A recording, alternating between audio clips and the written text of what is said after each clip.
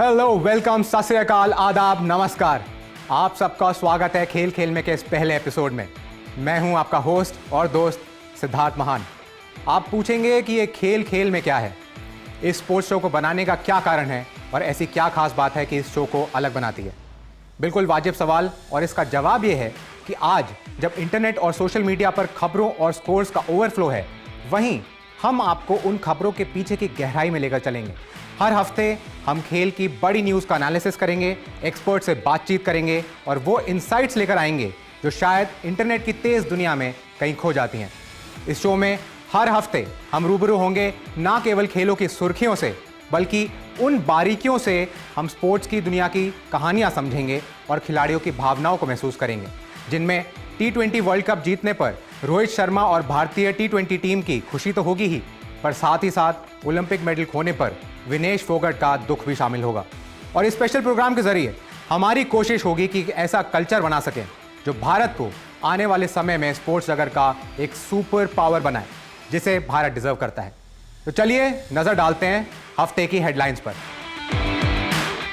World chess championship के बने सरताज भारत के डी गुकेश बने आज तक के सबसे कम उम्र के वर्ल्ड चैंपियन। एडिलेड टेस्ट में टीम इंडिया की करारी हार के बाद क्या टीम इंडिया वापसी कर पाएगी गाबा में? रोहित शर्मा की कप्तानी और खराब फॉर्म पर सवाल, क्या अब रोहित और विराट के लिए टेस्ट क्रिकेट को अलविदा कहने का समय आ गया है? मोहम्मद सिराज और ट्रेविस हेड के बीच बहस, लेकिन सिर्फ सिराज को मिली सजा। एडिलेड में हार के बाद विश्व टेस्ट चैंपियनशिप की रेस में भारत की राह कठिन, दक्षिण अफ्रीका दौड़ में सबसे आगे। भारतीय महिला क्रिकेट टीम को ऑस्ट्रेलिया में वनडे सीरीज में मिली 3-0 से बड़ी हार। भारत में क्रिकेट के अलावा कोई और खेल भी हेडलाइंस बनाए, ये दुर्लभ है, लेकिन इस हफ्ते ऐसा ही हुआ जब डी गुकेश ने शतरंज की दुनिया में इतिहास रचा। गुकेश न केवल विश्वनाथन आनंद के बाद वर्ल्ड चेस चैंपियनशिप जीतने वाले दूसरे भारतीय बने, बल्कि 18 साल की उम्र में वो शतरंज के सबसे कम उम्र के वर्ल्ड चैंपियन भी बन गए हैं।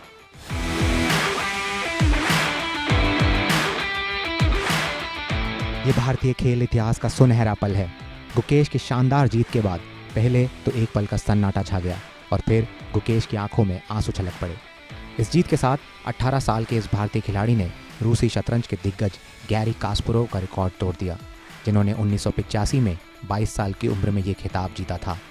लेकिन डिफेंडिंग चैंपियन डिंग लेरेन को हराना आसान नहीं था। वर्ल्ड चेस चैंपियनशिप फाइनल एक सीसॉ बैटल की तरह था। गुकेश ने फाइनल की शुरुआत हार के साथ की, लेकिन तीसरे गेम में वापसी करते हुए मैच को बराबरी पर ला दिया। इसके बाद 7 गेम ड्रॉ रहे, लेकिन 11वें राउंड में गुकेश ने बढ़त बना ली। हालांकि अगले गेम में ही डिंग ने पलटवार किया और फिर स्कोर बराबर हो गया। अंतिम गेम में गुकेश ने डिफेंडिंग चैंपियन की एक बड़ी गलती का फ़ायदा उठाते हुए जीत अपने नाम कर ली। गुकेश ने कहा कि 2013 में विश्वनाथन आनंद को मैग्नस कार्लसन से हारते देख उन्होंने सपना देखा था कि वो ये खिताब भारत वापस लाएंगे। ये जीत भारत और शतरंज प्रेमियों के लिए एक इंस्पिरेशन बनेगी।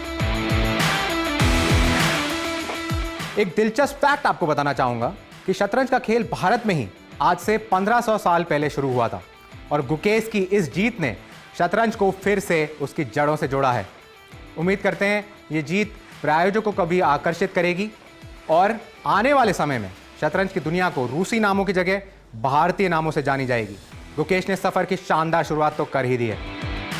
अब बात करते हैं India versus Australia test series की, और गाबा में तीसरा टेस्ट मैच शुरू हो गया है। हम एडिलेड में बहुत बुरी तरह से हारे, लेकिन सवाल सिर्फ हार का नहीं है। सवाल है, क्या भारतीय टीम दबाव झेलने में नाकाम रही, या क्या हमारे बल्लेबाज एक्स्ट्रा बाउंस और सीम को खेलने में नाकामयाब हैं? और क्या इसी कारण गाबा में इतिहास दोहराने का मौका हमारे हाथ से फिसल जाएगा? देखिए हमारी अगली रिपोर्ट।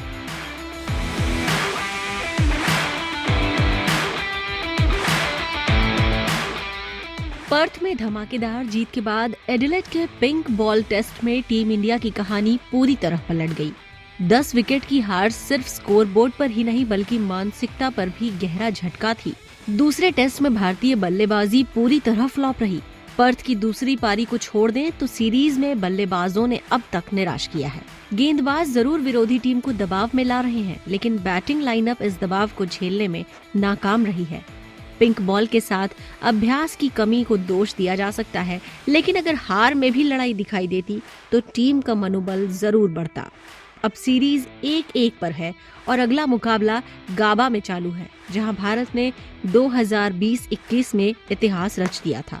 सवाल ये है, क्या हम उस इतिहास को दोहरा पाएंगे या इस बार ऑस्ट्रेलिया के गढ़ में कहानी कुछ और होगी?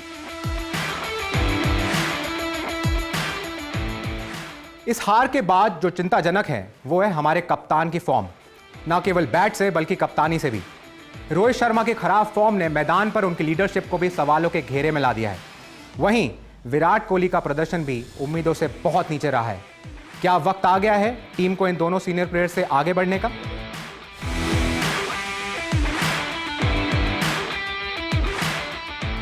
कप्तान रोहित शर्मा का खराब फॉर्म टीम इंडिया के लिए बड़ी चिंता बन गया है। एडिलेड के टेस्ट में रोहित ने सिर्फ 6 और 3 रन बनाए। उससे पहले न्यूजीलैंड के खिलाफ भी उनका प्रदर्शन फीका रहा। 6 पारियों में सिर्फ 91 रन ही बन पाए। सबसे बड़ी दिक्कत, बार बार एक ही तरीके से आउट होना। आउट स्विंगर पर बोल्ड होने का सिलसिला उनकी तकनीक पर सवाल खड़े कर रहा है। कप्तानी में भी रोहित की स्थिति खराब है। वो अपने पिछले 4 टेस्ट बतौर कप्तान हार चुके हैं। दूसरी ओर विराट कोहली भी उम्मीदों पर खरे नहीं उतर रहे। पहले टेस्ट में शानदार शतक लगाने के बाद अगली 3 पारियों में उनका सबसे बड़ा स्कोर सिर्फ 11 रहा है। न्यूजीलैंड के खिलाफ भी कोहली का प्रदर्शन औसत था, 3 टेस्ट में सिर्फ 93 रन। उनकी आउट होने का पैटर्न भी साफ है, ऑफ स्टंप के बाहर की गेंद और विकेट के पीछे कैच। अगर भारत को ऑस्ट्रेलिया के खिलाफ ये सीरीज जीतनी है तो रोहित और विराट को अपनी पुरानी लय में लौटना पड़ेगा। लेकिन सवाल ये है, क्या ये दिग्गज अपना खोया फॉर्म वापस पाएंगे या टीम इंडिया को अब नए चेहरों को चांस देना चाहिए?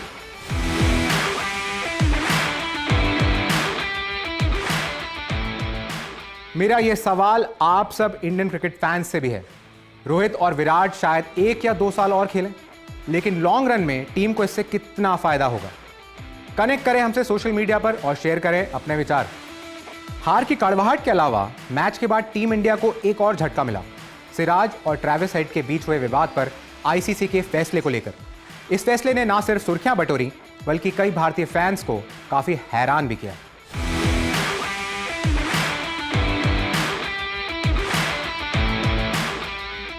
एडिलेड टेस्ट में सिराज और ऑस्ट्रेलिया के ट्रेविस हेड के बीच हुई बहस ने खूब सुर्खियां बटोरी। हुआ ये कि सिराज ने अपने शानदार यॉर्कर से हेड को आउट करने के बाद जोरदार तरीके से जश्न मनाया। दोनों के बीच इसी को लेकर कहासुनी हुई और बात बढ़ गई। वैसे मैच के बाद दोनों ने गले लगकर मामले को ठंडा करने की कोशिश की, लेकिन जब आईसीसी ने इस पर अपना फैसला सुनाया तो इंडियन फैंस निराश रह गए। सिराज को 20% मैच फीस का जुर्माना लगा, जबकि हेड को केवल चेतावनी देकर छोड़ दिया गया। हालांकि दोनों को एक डिमेरिट पॉइंट जरूर दिए गए। ये पहली बार नहीं है जब आईसीसी के फैसले भारतीय खिलाड़ियों के खिलाफ सख्त और ऑस्ट्रेलियाई खिलाड़ियों के लिए नरम रहे हैं। याद कीजिए 2008 का monkey gate scandal. Harbhajan Singh को सजा मिली, लेकिन ऑस्ट्रेलियाई खिलाड़ी बिना किसी जुर्माने के बच निकले। 2001 में राहुल द्रविड़ और माइकल स्लेटर के बीच हुई झड़प में भी ऐसा ही हुआ। 2017 में बेंगलुरु टेस्ट के दौरान स्टीव स्मिथ पर डीआरएस के गलत इस्तेमाल का आरोप लगा, लेकिन आईसीसी ने कोई ठोस कार्रवाई नहीं की। ये घटनाएं बताती हैं कि भारतीय खिलाड़ियों को एग्रेशन और डिसिप्लिन के बीच सही संतुलन बनाना होगा। अगर टीम इंडिया को मैदान पर अपना दबदबा बनाना है तो एग्रेशन को स्मार्ट तरीके से इस्तेमाल करना होगा, बिल्कुल वैसे ही जैसे ऑस्ट्रेलियाई खिलाड़ी करते हैं।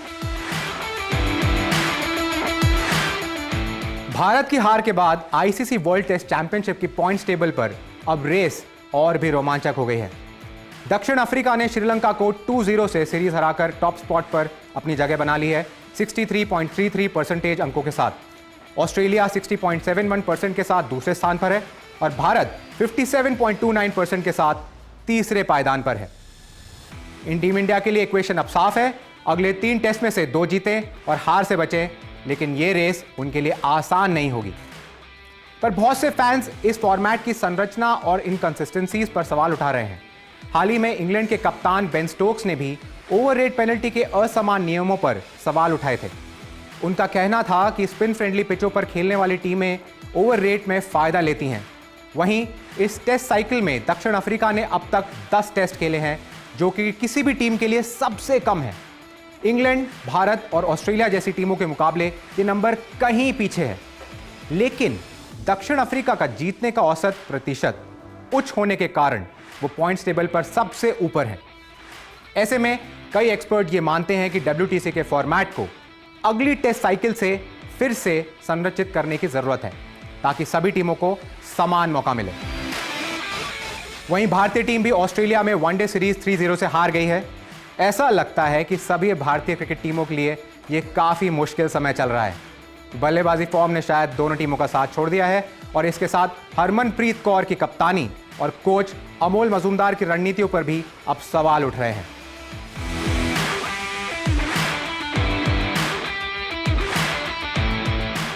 ऑस्ट्रेलिया के खिलाफ वनडे सीरीज में भारतीय महिला टीम का प्रदर्शन बेहद निराशाजनक रहा।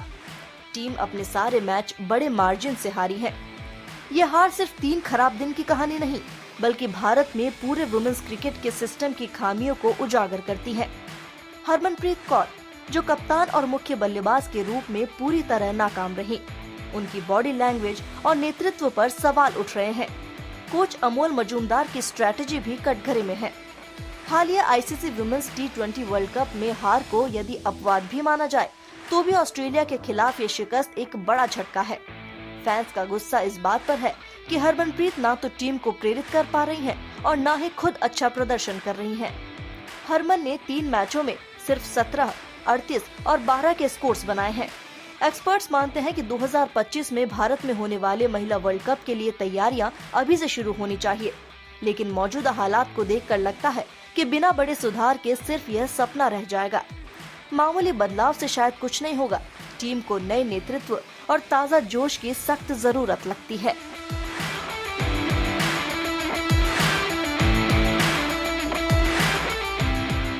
भारतीय महिला क्रिकेट टीम अपने पोटेंशियल से काफी नीचे प्रदर्शन कर रही है और कई रिपोर्ट्स के मुताबिक खिलाड़ियों में आपसी मतभेद भी हैं, यानी टीम यूनाइटेड नहीं है।